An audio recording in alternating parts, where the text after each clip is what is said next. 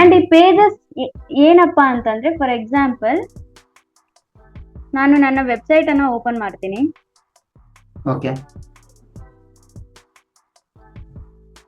ಒಂದು ವೆಬ್ಸೈಟ್ ಅನ್ನ ಓಪನ್ ಮಾಡಿದಾಗ ನೀವಲ್ಲಿ ನೋಡ್ಬೋದು ಸಿ ಹೋಮ್ ಅಂಡ್ ಕಾಂಟ್ಯಾಕ್ಟ್.